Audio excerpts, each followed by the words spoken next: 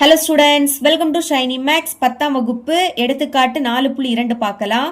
முக்கோணம் ஏபிசி, முக்கோணம் பிக்யூஆர் இது ரெண்டுமே வடிவொத்தவையாக இருக்குமா அப்படின்னு கேட்குறாங்க. இங்க ரெண்டு முக்கோணம் கொடுத்துருக்காங்க, சரிங்களா? இது ரெண்டுமே வடிவொத்தவையா இல்லையான்னு தான் கண்டுபிடிக்க போறோம். ஃபர்ஸ்ட் முக்கோணத்தோட நேம் எழுதிக்கணும். படத்திலிருந்து கொஸ்டின்ல கொடுத்துருக்கதே எடுத்து எழுதிக்கலாம். முக்கோணம் ஏபிசி மற்றும் அடுத்த என்ன கொடுத்துருந்தாங்க? முக்கோணம் PQR. PQRல் வடிவொத்த முக்கோணம் அப்படின்னா இரண்டு கோணங்கள் சமமா வரணும், இல்லாட்டா இரண்டு ஒத்த பக்கங்களோட விகிதம் சமமா வரணும்.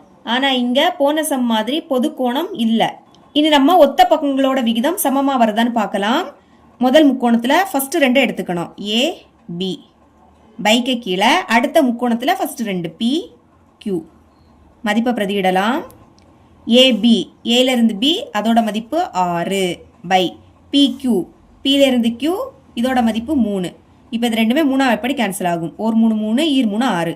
இதுக்கு மேலே கேன்சல் பண்ண முடியாது. அப்போ மேலே பாக்கி 2 இருக்கு, கீழே 1ன்னு எழுதிக்காண்டா. இது அப்படியே இருக்கட்டு.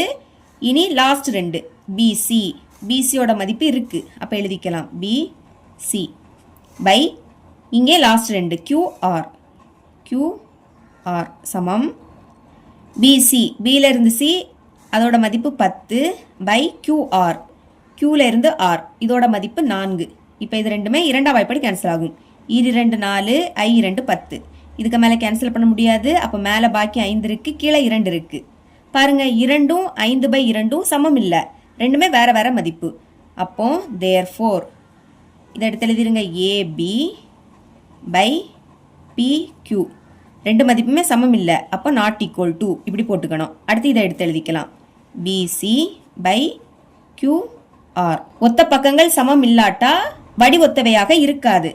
அப்போ எழுதிக்கலாம். எனவே முக்கோணம் ABC ஆனது முக்கோணம் PQRக்கு வடிவொத்ததாக இருக்காது, இல்லாட்டா வடிவொத்ததாக அமையாது. இவ்வளவுதான் இந்த சம்.